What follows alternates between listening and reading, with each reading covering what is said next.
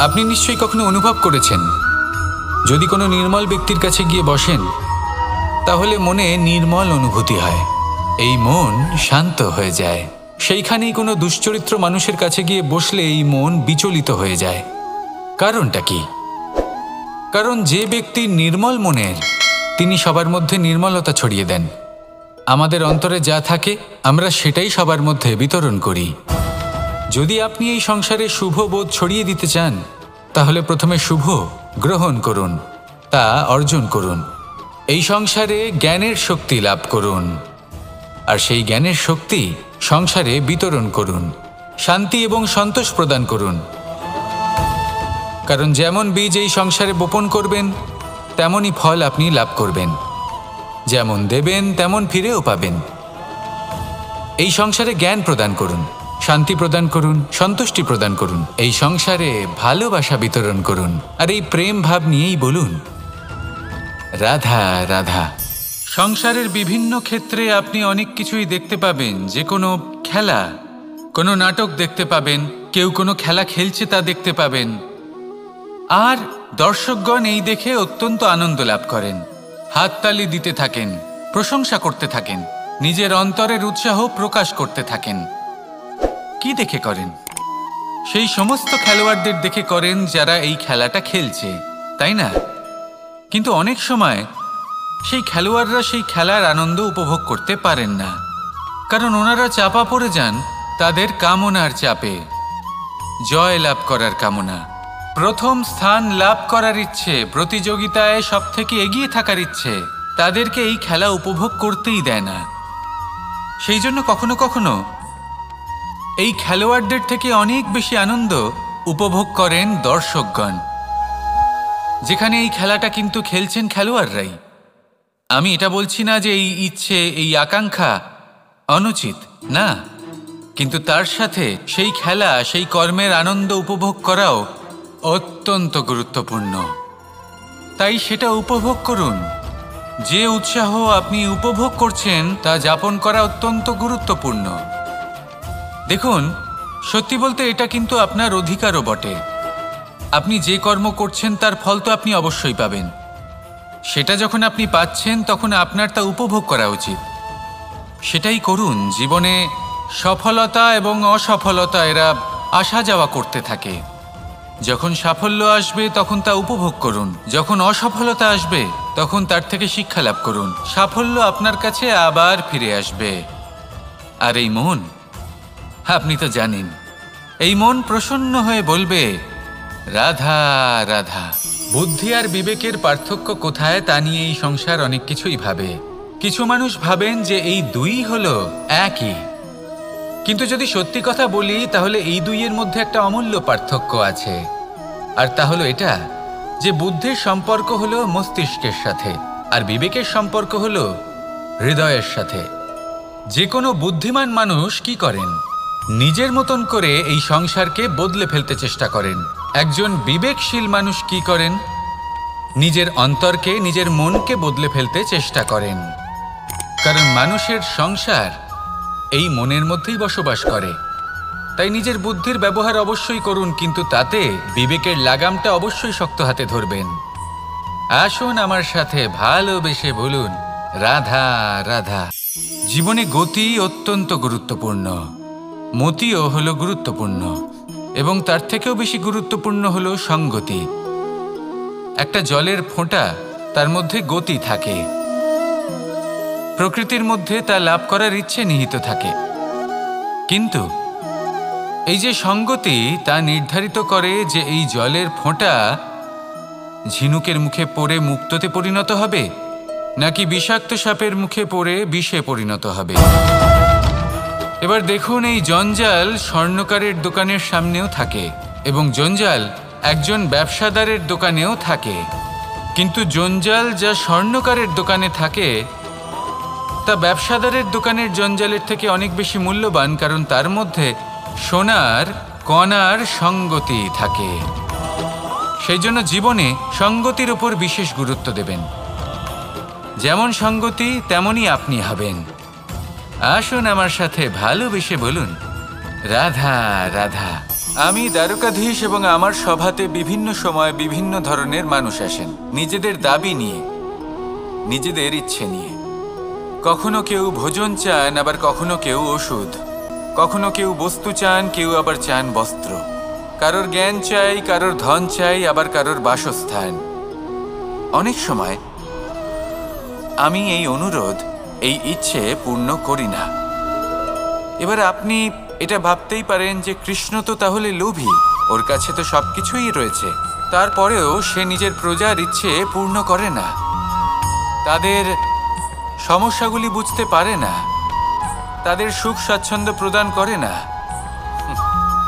আসল সত্য হলো এটাই যে কোনো সবল ব্যক্তি, যে কোনো গৃহস্থ ব্যক্তি যে কাজ করতে সক্ষম, তার পরিশ্রম দ্বারাই নিজের প্রয়োজনগুলি এবং ইচ্ছেগুলি পূরণ করা উচিত। এটা অত্যন্ত প্রয়োজনীয়। আর এগুলো তিনি করতে পারেন শিল্প, ব্যবসা, আচরণ অথবা জ্ঞানের ভিত্তিতে। এই পথে চলতে হবে, পরিশ্রম করতে হবে, তবেই সে কিছু অর্জন করতে পারবে। এবার এমন কোনো ব্যক্তি যার এই সব কিছুতে কোনো রুচি নেই, যে কিছুই করতে চায় না, সে কিছুই অর্জন করতে পারবে না। এবার এরকম কোনো ব্যক্তিকে যদি আমি কোনো বস্তু প্রদান করি, তাহলে কি হবে? সে পরাধীন হয়ে যাবে, আর সেটা উচিত হবে না। তাহলে কি করা উচিত? তাকে পথ দেখানো, তাকে বোঝাতে হবে যে কোন পথে চলে তুমি নিজের লক্ষ্য প্রাপ্ত করতে পারবে। শিল্প, জ্ঞান, আচরণ এবং ব্যবসা, এই পথে কিভাবে চলে সেটা শেখাতে হবে। আর আমি সেটাই করি। তার ফলে কি হয়? ব্যক্তি স্বাধীন হয়ে যায়। সংসারে সে যা চাইবে তাই প্রাপ্ত করতে পারবে, কখনো কারোর থেকে কিছু চাইবার প্রয়োজন পড়বেই না। এই কথাটা সবসময় মনে রাখবেন। যখনই দান করবেন তা ভাবনা চিন্তা করে এমনভাবে দান করবেন যাতে সামনের ব্যক্তি স্বাধীন হতে পারেন, পরাধীন নয়। আসুন আমার সাথে ভালোবেসে বলুন, রাধা রাধা।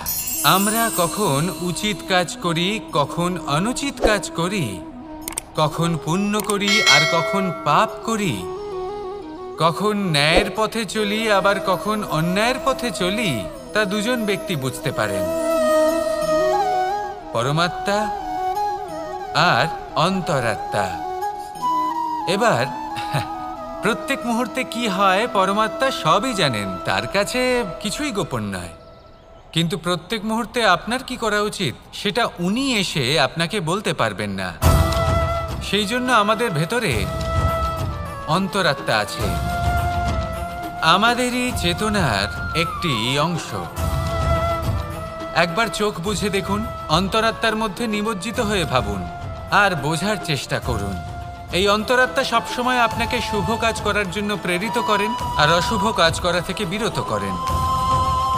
এই অন্তরাত্মার কথা মানতে থাকুন, পরমাত্মা সবসময় আপনার কাছেই পাবেন।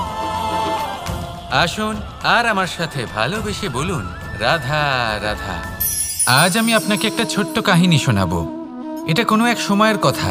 দুজন বোন জাঁতাকলে গম পেশাই করছিলেন, আর ওনাদের মধ্যে যিনি ছোট ছিলেন তিনি সময় সময় সেখান থেকে ছোট ছোট দানা তুলে খাচ্ছিলেন এবং বিষয়টা উপভোগ করছিলেন।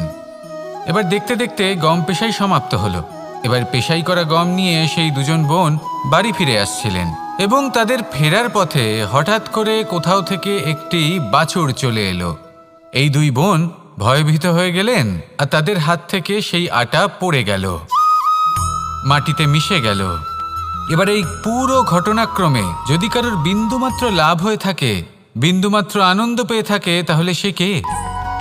সেই ছোট বোন, যিনি মাঝে মাঝেই গমের দানা তুলছিলেন এবং খাচ্ছিলেন। কিছুটা হলেও উনি আনন্দ লাভ করেছিলেন। এবার এরকমই হলো আমাদের জীবনে ভক্তি এবং ভালোবাসা সংক্রান্ত বিষয়ে। মানুষ নিজের জীবনের দৈনিক কাজে এতটাই ব্যস্ত হয়ে পড়েন, প্রত্যেকদিন শুধু কাজ কাজ কাজ কাজ করতে থাকেন, আর তাতে ভক্তি এবং ভালোবাসার জন্য সময় বার করতেই পারেন না। দেখুন, জীবনে ভক্তি আর প্রেমের এই যে ছোট ছোট মুহূর্ত আছে, এগুলো যদি আপনি যাপন করতে পারেন তাহলে তাতেই আপনি তৃপ্তি লাভ করবেন। বাকি সবই আপনার ব্যর্থ বলেই মনে হবে। জীবনে যখনই আপনি কোনো কাজ করবেন, ঈশ্বরের প্রতি সমর্পিত হয়ে সেই কাজ করুন। আর যখনই সময় পাবেন, তাহলে সেই সময় নিজের আপনজনদের দিন। যাদের আপনি ভালোবাসেন তাদের প্রতি যত্নবান হন, তাদের শুভাকাঙ্ক্ষী হন। এই প্রেম আর ভক্তির ছোট ছোট মুহূর্তগুলো আপনার জীবনকে চরিতার্থ করে তুলবে। আসুন আমার সাথে ভালোবেসে বলুন, রাধা রাধা। মানুষের জীবনে উন্নতি লাভ করার জন্য 3টি স্তম্ভের প্রয়োজন হয়। প্রথম স্তম্ভ শিক্ষা। এই শিক্ষা আমাদের জ্ঞান প্রদান করে। দ্বিতীয় স্তম্ভ ব্যবসা, যার দ্বারা আমরা ধন উপার্জন করি।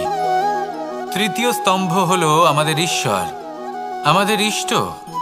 এনার সাথে যদি আমরা জুড়ে থাকতে পারি, তাহলে এমন একটা মানসিক বল আপনি লাভ করবেন যেটা এই সংসারে আর কোথাও পাওয়া সম্ভব নয়।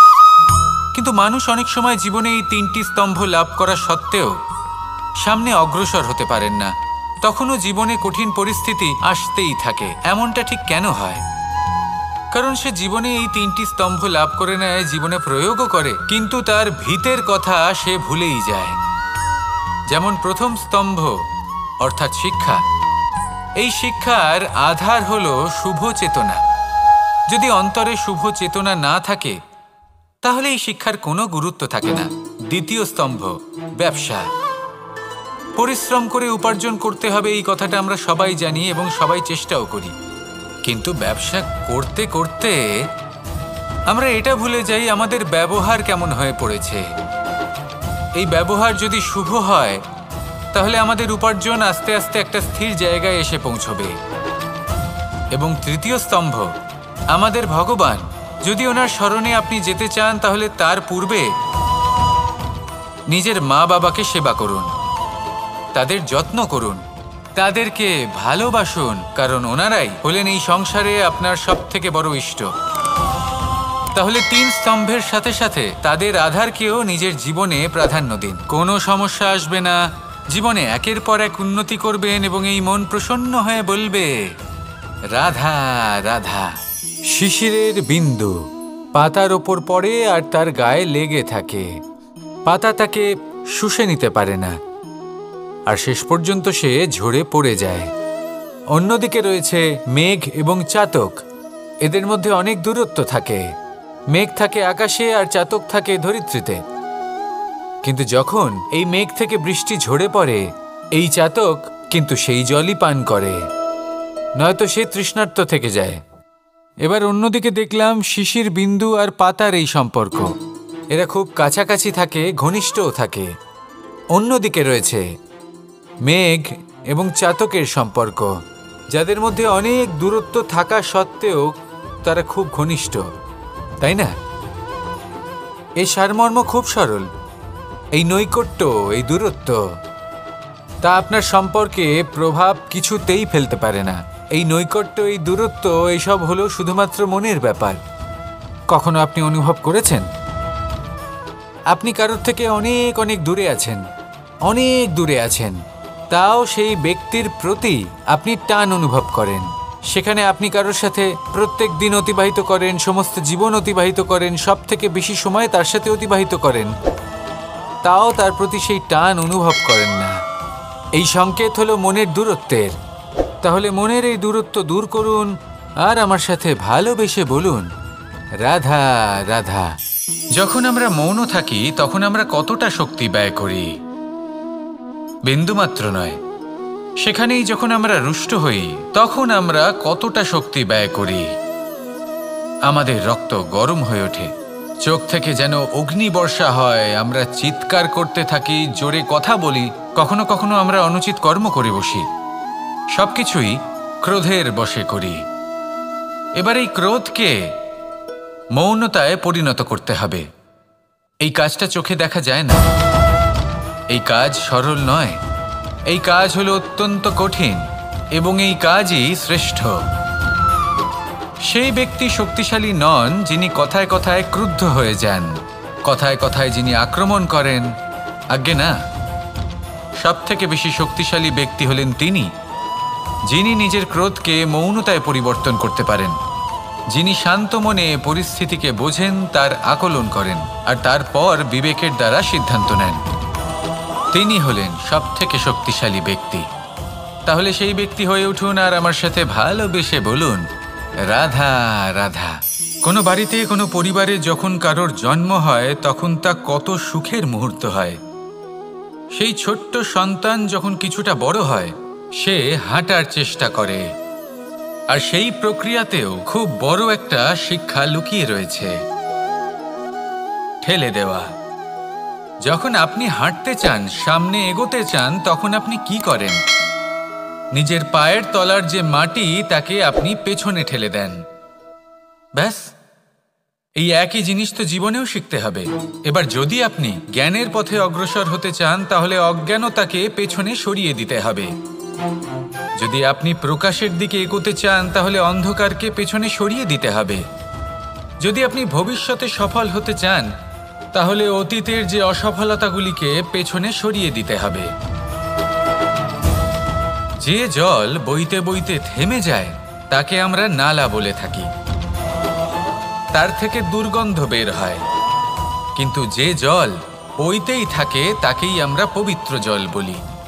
তাহলে আপনিও কর্ম করতে থাকুন, কখনো থামবেন না। আর আমার সাথে ভালোবেসে বলুন, রাধা রাধা।